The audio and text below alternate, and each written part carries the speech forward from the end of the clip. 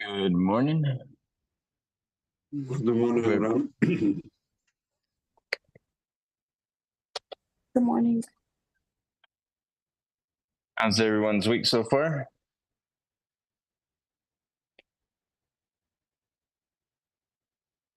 Winning?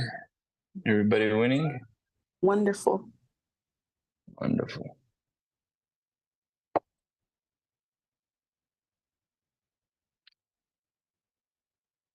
So it says winning. We're in our live platforms today, giving value to everyone. And this month we're going over the sixth sense. And going over this, we're discussing what it is that allows us to intuitively pick up what's needed for us to continue to progress. Everything is serving us in a manner, and the things that are serving us is giving us insight on what to do next. And as we develop our ability to sense what's needed or what needs to be done, we start to become aware of things that we need to change, things that we need to adjust within ourselves, within the circumstances that we're dealing with. And it's feedback. That's all it is. It's feedback telling us what ideas we've used before, how we've applied our awareness, how we've applied goals we've decided, we haven't decided, how we've adjusted ourselves to conforming to what we see, or how we're going to proceed to move forward. So this sixth sense, it's really not a sense, it's the feedback. It's your intuition. And it's guiding you along the pathway towards your objectives, consciously or unconsciously. Now, let's talk about some of the unconscious objectives we may have. And apply at times and not even aware of it, or apply majority of the time and we're not aware of it. Unconscious objectives are automatic, what we normally do. Those automatics that we just automatically do without thinking are still objectives. And the reason they're still objectives is because you desire them so much that you're in the habit of doing it. It's your automatic of doing it. And you're aligning yourself up with these things. Now, a lot of these things may be positive and a lot of them may be negative. And it gets to a point to where a person's life, these things will be negative, not because they're negative in a sense, because we've already surpassed wanting those things, but we are so in the habit of doing it that we don't even realize that we're doing it. Now let's look at what that may look like. 2, 3. This may look like the patterns we have on working out. We don't work out. You don't go to the gym. You've already developed a habit of not wanting to go to the gym because you already have an image of not going to the gym. Maybe you force yourself to go to the gym for a while and you're starting to get out of the habit of going to the gym. You say, I'll do it tomorrow. I'll do it tomorrow. And the next day it's tomorrow. And the next day it's tomorrow. Before long, you're off track again. Well, you never have an image inside of you that gym was your automatic. You didn't have it programmed in your automatic that gym was something that you do. So when it's not an automatic part of your subconscious, you're going to find yourself falling away from doing it. And then you get in the habit of not doing it. And then you get in the habit of replacing it with something else. Here we go again. We're talking about the automatic habits of an inner guidance inside of ourselves that's causing us to do things that we may not want to do, and then get the results that we don't want. So then there's things inside of you that are causing you to do the thing that you do that you're not even aware of. How do we become aware of them? Look at the results. How do you become aware of them? Look at what your strategy is for the day. You may say, my strategy, I don't have a strategy. Oh, you do. If you don't set your own goal, you're not going to get out of your own way to create a whole new strategy, which creates a whole new set of habits and behaviors. You won't do it. So what you have is a strategy from your belief system. Your day is a group of habits. Those group habits are strategies. Strategies for your self-image. Strategies for what you think about yourself, how you think about yourself, what you think others think about you. All of these ideas are strategies, beliefs, and those beliefs and strategies are guiding your next move. So this is why it's important to understand what is causing you to do what you do and review your habits and behaviors for the day. And if they're not taking you where you want to go, and if it's not a part of your goal, clearly understand you're stuck and you're going there. You're going to a place, and that place is where you're already at. Humans are habitual by nature. They're used to holding on to an idea for a long time and conforming to that idea. And this is completely normal. It's normal for people to repeat the same day for a week. It's used for people to replay the same week for a month, for a year, for 15, 20, 30, 40, 50, 60, 70 years till they're gone. It's normal. What is not normal is continue rewiring your hard drive, rewiring and refiring new ideas, setting goals, working towards the goals, achieving those goals, and then continue setting more goals and working towards those goals. We are goal-seeking organisms. We are goal-seeking organisms. That's why everything becomes a habit. You may say, oh, no, we're not. Yeah, you are. Otherwise, you wouldn't repeat the day. You're goal-seeking organisms. We're always looking for a target. Targets make us feel good. Targets are good for the soul. New targets are good for the soul. Old targets make the soul feel without any energy.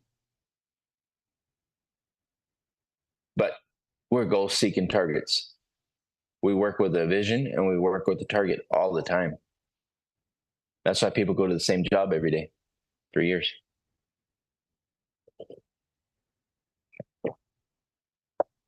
Because we work with the goals. That's why people set a goal to retire. That's why people set goals to go to school, set goals to go get a job. We're goal-seeking organisms. But when you're not really choosing your goal, your beliefs are choosing the goals. And then you get the feedback on what to do next. You take on a goal, you want to earn a certain amount of money, you start looking for the businesses that could give you that kind of money. You're a goal-seeking organism. You find where that business is, what it looks like, and then you start to intuitively look into it, consciously look into it. The intuition brings back the feedback, what you need to do next. You go find this person, that person, you connect the dots, and then you're off into that place. You are a goal-seeking organism. That means you're always looking for a target to experience.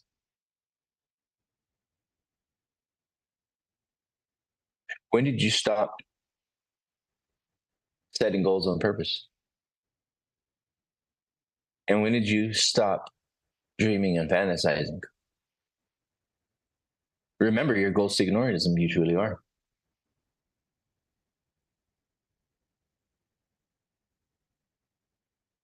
So here you're understanding how the feedback, which is intuition, feedback coming back from the strategy you're using, from the goals that you're using.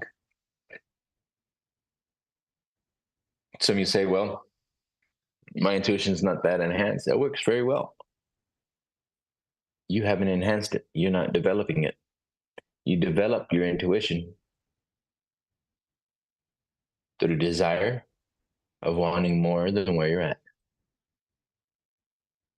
You desire your intuition by desiring to have more than what you can hear, see, taste, touch, and smell.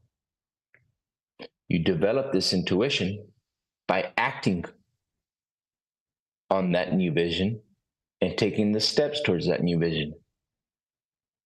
If you don't take the steps, you don't set the goal, you don't take the steps.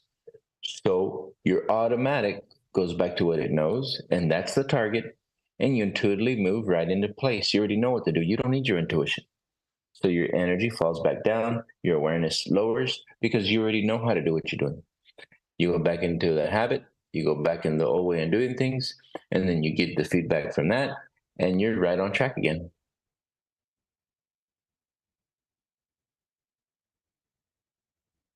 What do you really want? How do you really want to live? What do you truly desire? What would you like to see? What would you like to have? What are you willing to give up to receive the good that you desire? There's another big one. Because whenever you finally start to understand that you're a goal-seeking organism, you're going to have to let go of an old goal. You're going to have to let go of old habits that were old desires. You're going to have to break the habit of being yourself. That was the goal.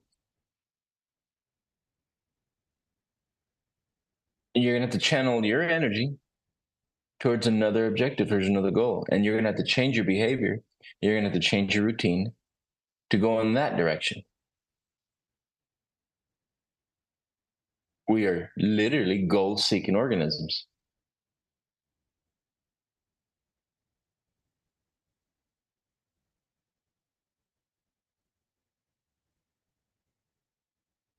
What is it that you truly desire?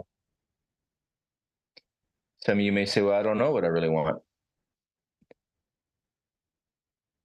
A person that does not know what they want normally conforms to what they have. A person that does not know what they want becomes subject to what they can see, hear, taste, touch, smell. There's nothing more to offer. And they're not willing to get out of their habits and get out of their own way to do something different.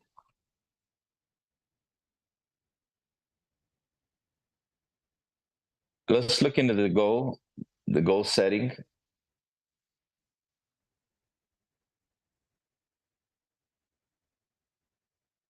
And the mind. I'm going to play a short video. We're going to go into the video and take as many notes down. Notes so that you can go back to what you're learning, what you're taking away, so that you can apply this to your goal, to your visions, to take you where you want to go. Now, if you're stuck and you don't know how to get unstuck, you can send us a message. If you got a goal and you don't know how to create your goal, how to manifest your goal, you can send us a message. We have programs that are developed to take you beyond where you're at, show you more about who you are, and develop yourself.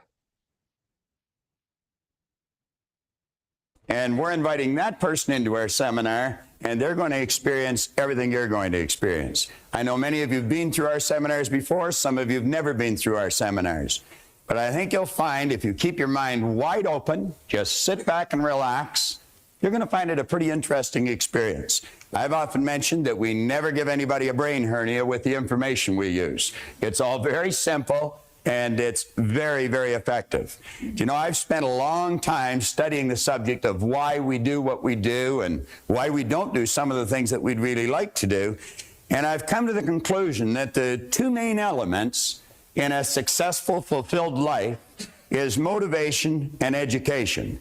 And if we get a proper balance of motivation and education, we're going to find that we're going to be led into some very wise decisions that'll inspire us into some intelligent action, and we will live a very, very fulfilled life. What I would like to suggest you do is flip to number page 2 in your action planner. Take your action planner and turn to page 2.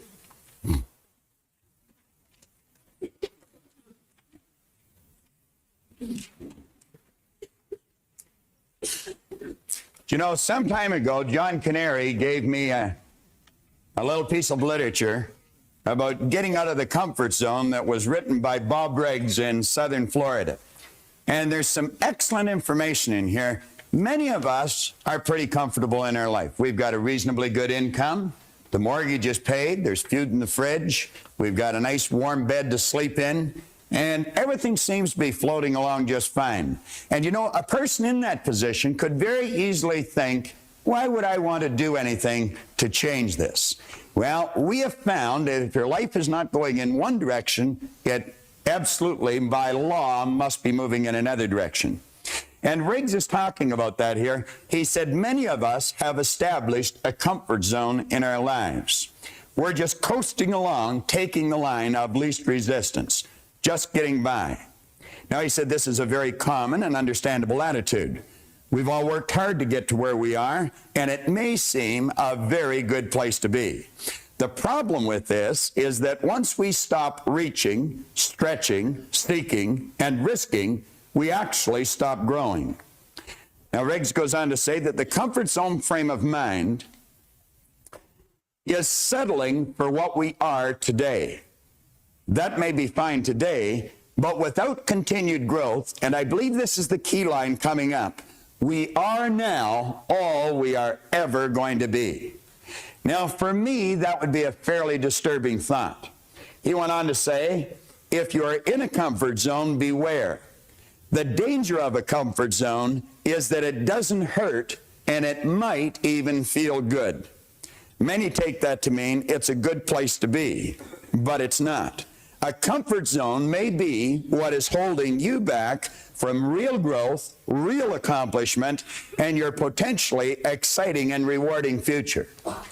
Now, I've mentioned if we're not going in one direction, we must by law be going in another direction. You're either creating or you're disintegrating. Whenever we hear a person say, I like it just the way it is, we know that person is advertising their ignorance of a very basic law of life, because absolutely nothing stays the way it is. Now, if you'll take a look at the top of page 2, there is a concept there by Sidney Herbert Wood, and it's the test of an educated person. I think many of us have had a false concept programmed into our mind with respect to education. We, I think, have been raised to believe that education is going to school for a certain number of years and be able to correctly answer a series of questions. But you know, many people will go to school all their life and be able to correctly answer the questions, but then when it comes to getting out into the marketplace and really making it happen, they just don't know how to compete. Many are withdrawn. They don't even feel comfortable meeting or greeting a stranger. Well, Wood said the test of an educated person is, can I entertain a new idea? Now, I think you know, and I know, that if we're going to improve, we have to have a very open mind. I once heard that an open mind was being prepared to throw away some of our most cherished beliefs when a better idea comes along. Now, you'll find that the vast majority of people seems to back into the future, dragging all of their old experience with them. When they're confronted with a new idea, they ask, does it fit? If it doesn't, then they say it's wrong.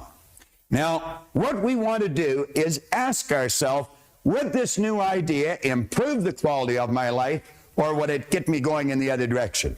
Can I entertain a new idea?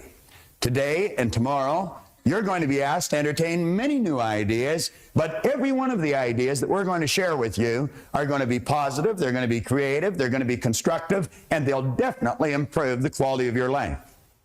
Then we see the second one, can I entertain another person? Now, there's many people that would feel totally uncomfortable walking up to a stranger and just saying, hi, how are you today? Pleased to meet you, Jan. Now, do you know, some people, when it comes to meeting a person, their head is down, their hand is wet, they're shaking inside, their heart is pounding, and they only do it because they really have to. They would just as soon pull away from the new person. Now, that individual has not learned very much, if anything, about themselves, because we should feel totally comfortable meeting anyone, anywhere, at any time. And then you ask, can I entertain myself?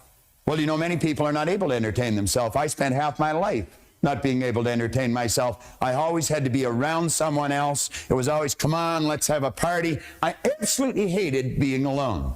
And that was because I really didn't like myself.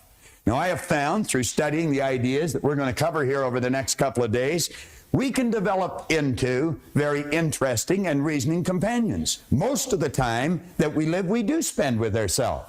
And you're going to find that some of the very best conversations you ever have are going to be with yourself. I get so excited about some of mine, I talk right out loud. I draw a strange look from people from time to time, but you get such great ideas going in your mind that you just can't help it. Now, here in the first paragraph, we say that this program, You Were Born Rich, is based on the premise that you have rich resources lying dormant within you. I have heard many people laugh when they take a look at our program or take a look at the title of the book, Born Rich. You see, they think that means that you've been born into great wealth. Some people are, but some people are not. But everyone, without exception, has been born with tremendous resources lying within them. We've got deep reservoirs of talent and ability. And through following right rules and natural laws, we're going to find that we can draw that potential to the surface and we can bring it to bear, and it will cause the manifestation of prosperity in our material world.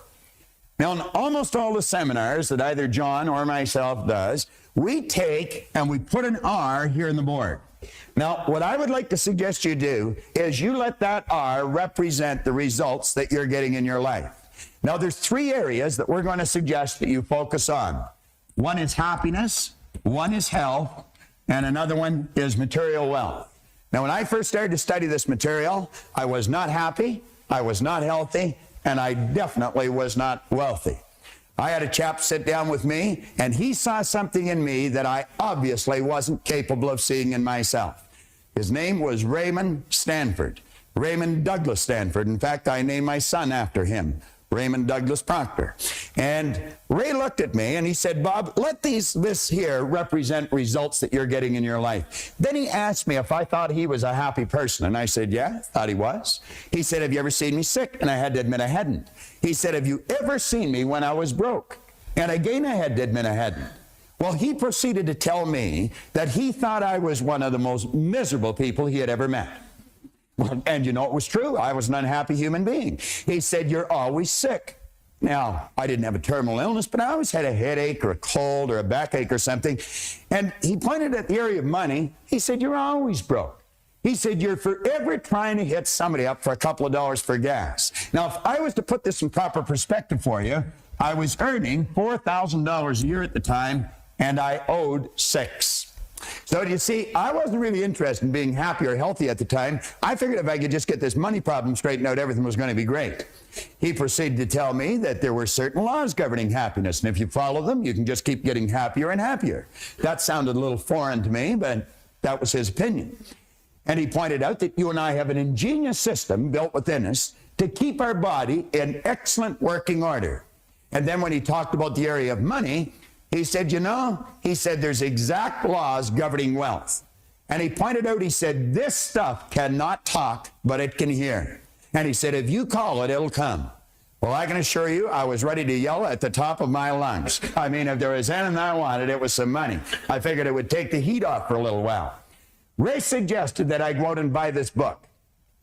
It's Napoleon Hill's book, Think and Grow Rich.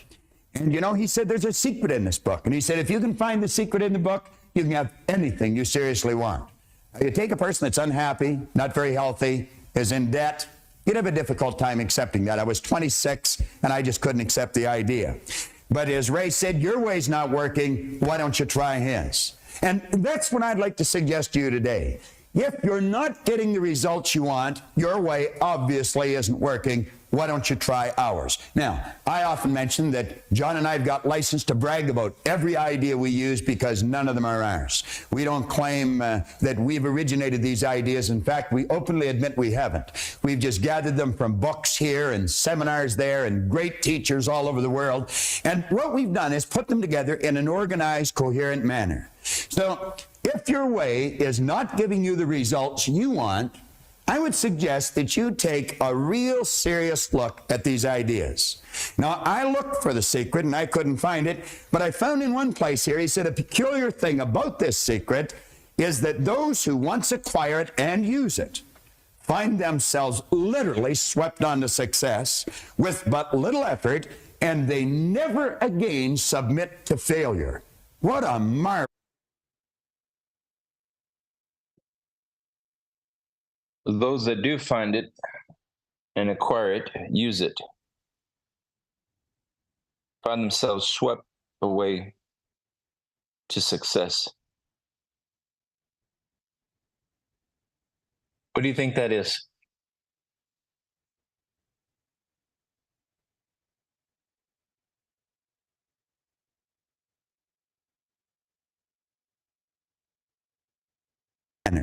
So if your way is not giving you the results you want, I would suggest that you take a real serious look at these ideas.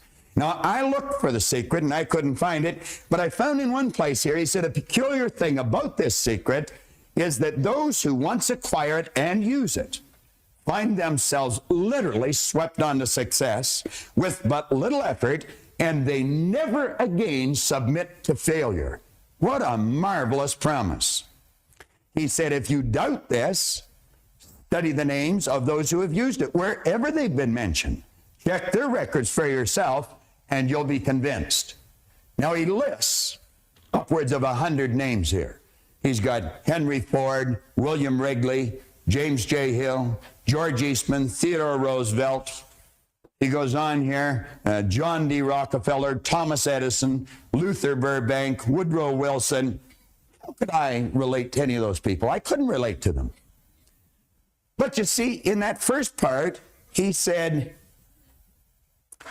check their names or check their records wherever they've been mentioned. So I did that. And I got out books on Edison, and I got books on Rockefeller, and I got books on Woodrow Wilson, and all the great people that he had mentioned here. And you know what I found? I found they were no different than you. They were no different than me. Many of them had very little formal education, which made me feel fairly comfortable because I didn't either. Many of them had very, very rough roads to start on. But I found out we were essentially all the same. Do you know what was different? The results they were getting.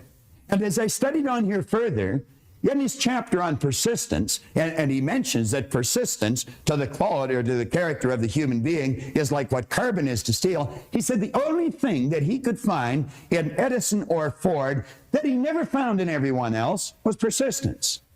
They'd get a hold of an idea and they'd stick with that idea. So here we go into what is this peculiar advantage that people have over others? What is the thing that sets that 1 to 3%, 1 to 5% apart from 95, 97% of humanity?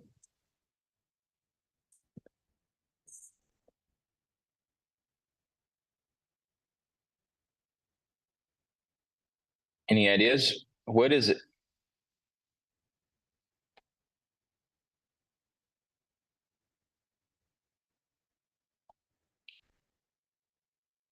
What is the one thing that sets apart an individual from others? And I'm not talking about from one neighbor to the next. I'm talking about the people that are really winning big.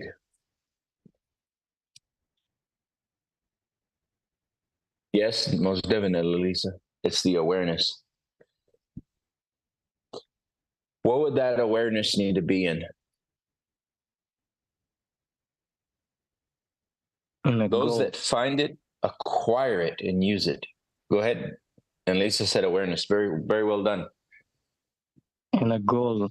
Setting a goal. There you go. Now, it can't just be any goal.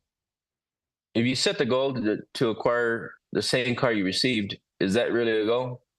Same car you already know how to get?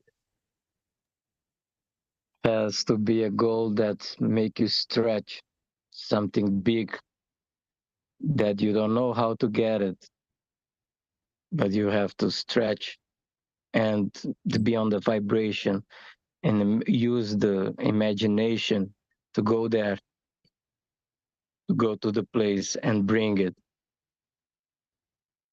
Very good. So that you get the ideas, and the ideas are your intuition, it's feedback. So now we're applying, let's say now we're working with a law. Working with a law is your common nature. I said it earlier, we are goal-seeking organisms. That's our automatic. We're goal-seeking organisms. This is our automatic. But when you don't set the goal, it doesn't mean you don't stop seeking a goal, because you're goal-seeking organism. You're always looking to what's next. So when you don't put your what's next, when you don't decide and define what you're going to work towards, your mind, your brain quickly and automatically goes to the images from the past. It selects an image for you. And it's normally, if you don't want to get out of your comfort zone, it's going to select an image from your past. And it's going to automatically put that in the forefront of the screen of your mind, and you're going to start working towards that.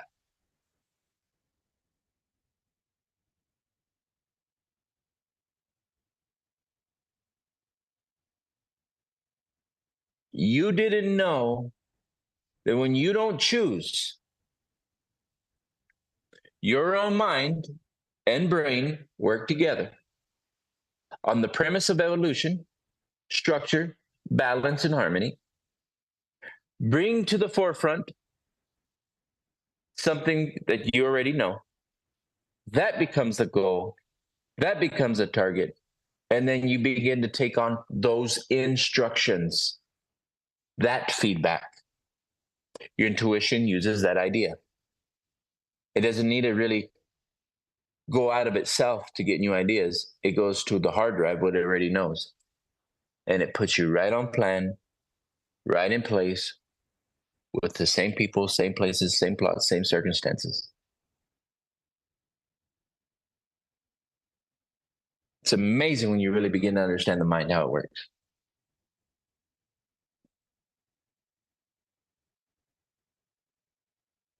The thing that takes us, what is the thing that if we were to find it and acquire it and use it, would change our whole life? It's awareness. But you just cannot just have just a preschool awareness of awareness. You got to be, you really have to go beyond preschool. Pre-thought and awareness. You got to take awareness to the higher grades. And people that have taken awareness to the higher grades, to the higher degrees, understand that it's not enough to just know about it, but how to use it and apply it. The preschool method of it is learning to play with an idea. But that doesn't bring you the idea.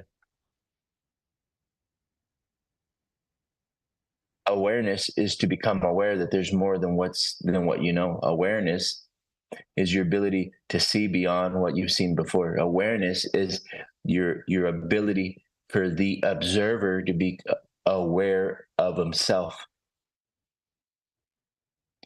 The consciousness, your own consciousness, start to become aware of the results in your life.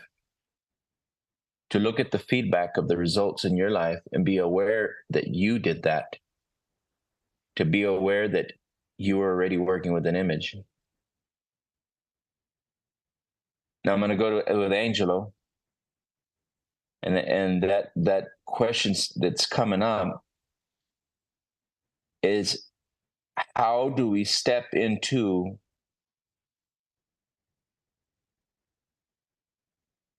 a quantum leap? How do we step into a new sequence of events that's going to change our life and the life of our family?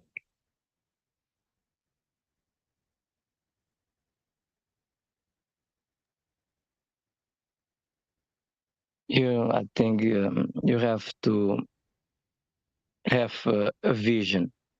You have to have a vision where you want to go.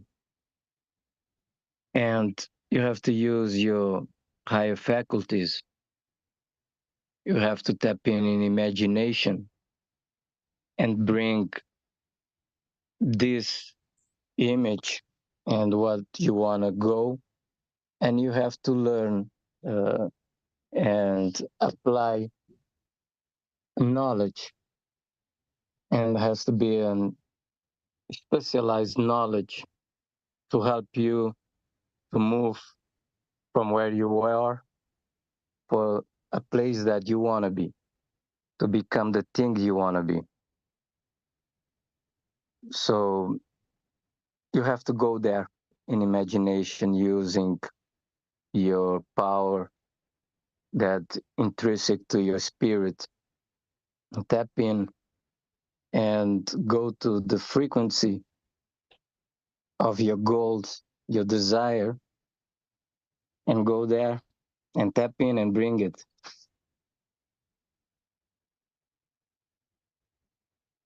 Very good. That was the process, part of the process.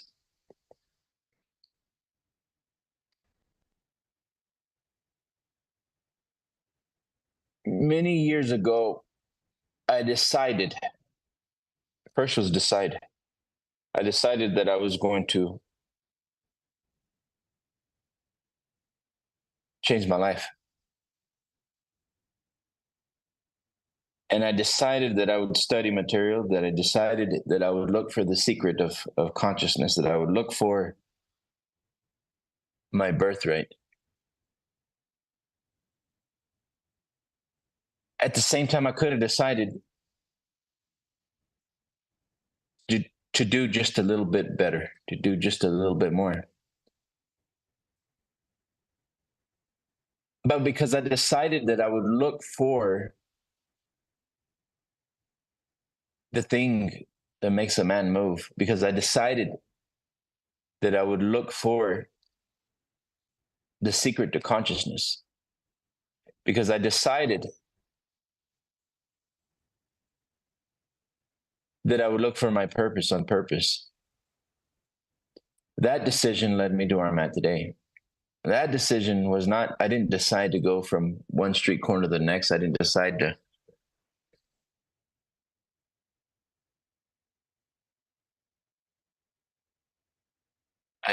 just to earn another $100,000. I didn't decide to put my goal as $50,000. I didn't decide that. So that wasn't my goal, right? So when we look at, we're goal-seeking organisms. And when we set a goal, we move towards that target.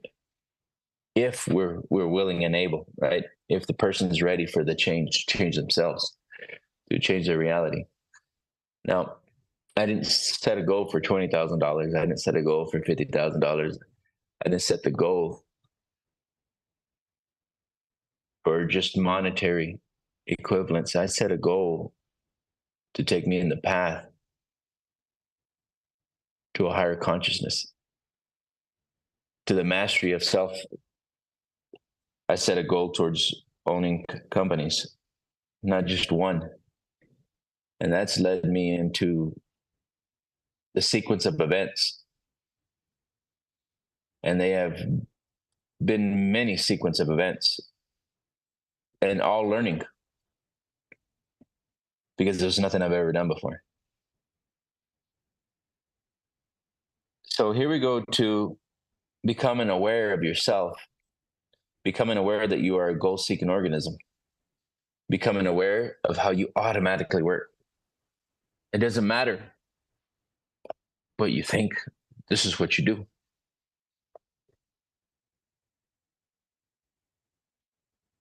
Everybody's a goal-seeking organism. So by beginning to learn who we are, what we are, and how we work, gives you an edge over yourself, an edge over circumstances, conditions, gives you an edge in life. And as you begin to learn that edge, you begin to change the way you think. Because we're all goal-seeking organisms, and you understand that you are a goal-seeking organism. you begin to realize that you don't have a choice. I didn't have a choice. It's either learn this material or continue to learn who I am and never learn who I am, because I wasn't learning who I am. I was just learning to do things without really thinking.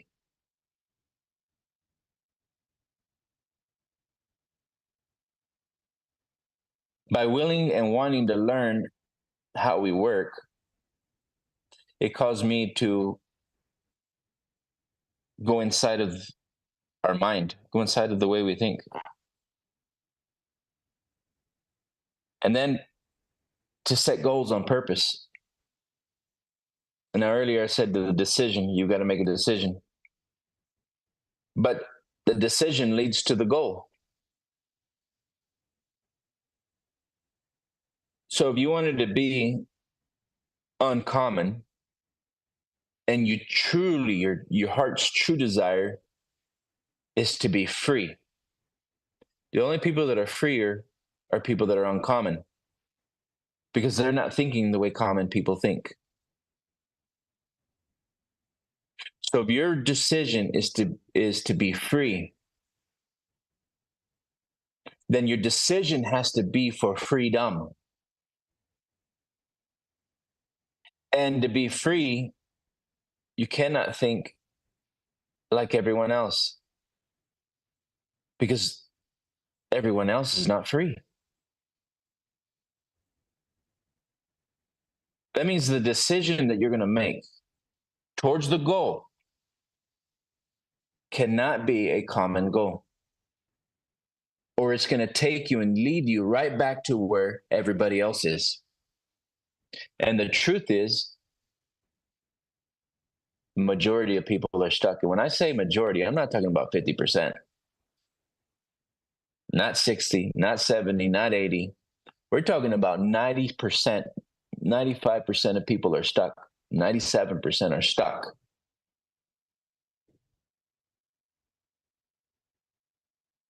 If you're following the masses, you're going to be stuck. The decisions they've made, again, we're goal-seeking organisms. We automatically will work towards a goal. It doesn't matter who you are, where you're at, what part of the planet you're in. Consciousness is a goal-seeking organism. Your spiritual consciousness wants to evolve. Therefore, it brings ideas into your brain for you to act on them.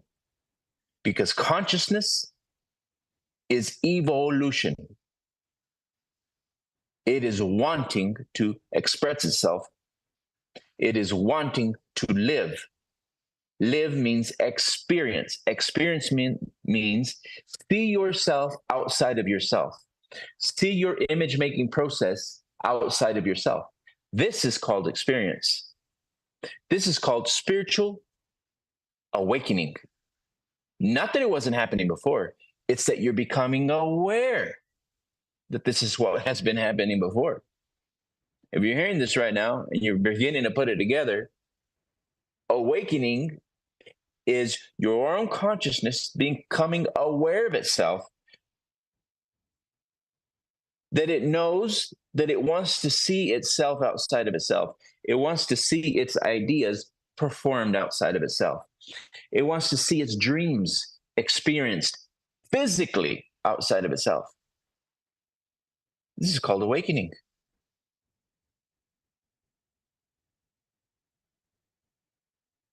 But what we didn't understand, if you don't set the right goals, you don't make the correct decisions, you experience things outside of yourself that you truly don't want, because you are a goal-seeking organism and you use ideas, and ideas use you. You are on a path, always on a path. The path only stops when you're off to another place. You're gone from this place. The goal-seeking organism inside yourself, the goal-seeking potential that's always giving you ideas, the minute it stops interacting with your brain, you're off to another place. It doesn't matter if you don't want to listen to this. It doesn't matter if you don't want to learn this. You're learning it every day. You're just not aware of what you're learning. You repeat the day. You didn't know you didn't have to repeat the day. You're repeating the goal. You're repeating the old goals. You're repeating the old visions. And you'll repeat the days the rest of your life until you learn the lesson. And if you repeat 20 years, you weren't learning. For 20 years, you repeated the same image. It's same image making process. You didn't learn. You didn't grow. You didn't adapt. You repeated it for 20 years because you didn't become aware that your automatic goal-seeking process is looking for an image. You just keep repeating the same image and living the same lifestyle. You didn't become aware. That's all that is. Let's go back to that decision you had to make. If you want to change your life,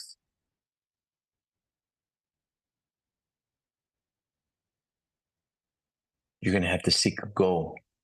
You're going to have to make a decision that the goal is going to be out of what 95 to 97% pick.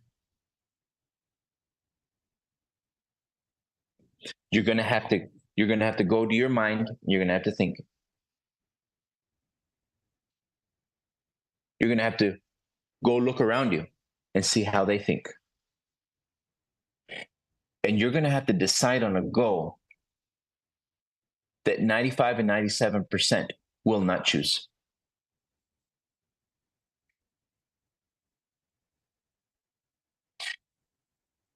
You see, you're bound. You're bound by this decision-making process. You're going to make it consciously or unconsciously. You're still going to make it. You're going to actually have to decide on a goal that is not in the realm of possibilities, that is not what the 95 to 97% think. It's going to have to be out of that network. This is really amazing when you really begin to understand it. Because everybody that's stuck is because they keep working with the same ideas that 95 to 97% work with. And that's why they're stuck.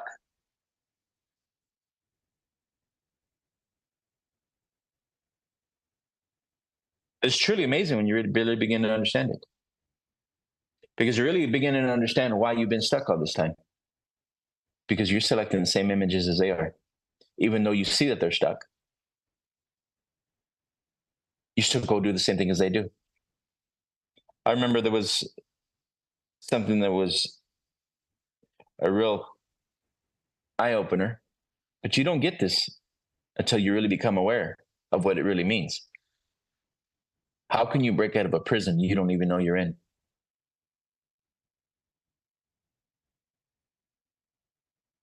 If 95, 97% are stuck in a system,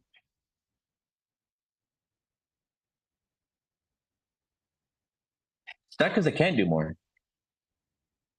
They haven't decided to pick an idea out of that system.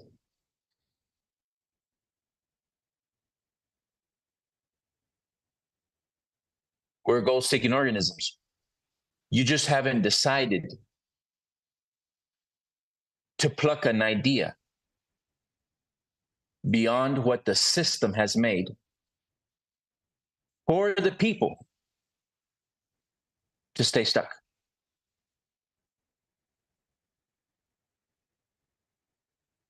How can you break out of a prison you don't know you're in? You look around everybody and you don't even know that they're stuck, much less know that you're stuck. But are they free?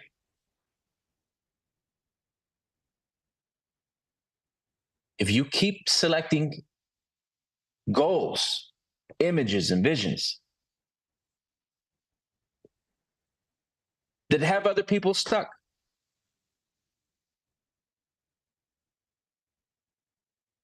what more could you have or ever be? It's about awareness. Intuition right now, if you're hearing me, your intuition right now is saying, wow, The feedback you're getting right now, you're beginning to look outside of yourself. You're beginning to see yourself. The consciousness itself is starting to become aware of its own consciousness. You could be hearing me around the world. You could be hearing this later on in the future, being replayed. And if you're hearing it, it's because it was meant for you to hear it. And you're beginning to become aware of yourself to yourself. What is that? Consciousness is becoming aware of the observer, and the observer is becoming aware of the agency in the mind. Your consciousness is starting to become aware of itself, aware of the observer in your mind, and the observer is starting to become aware of the agency in the mind, the community of ideas that you've been using.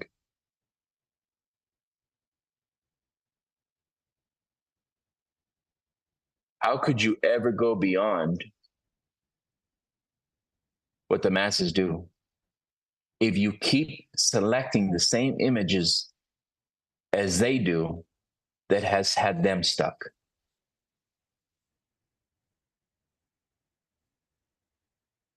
You couldn't.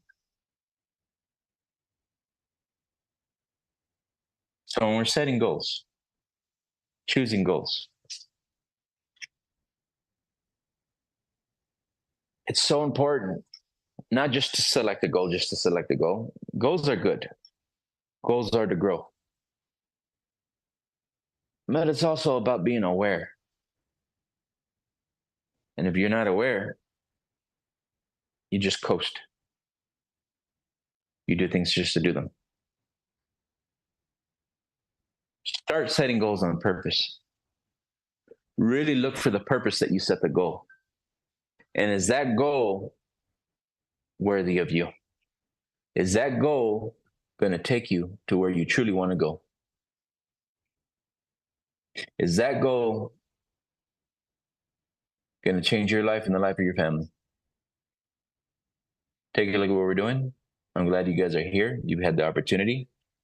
And I'm grateful for the people that are going to see this in the future.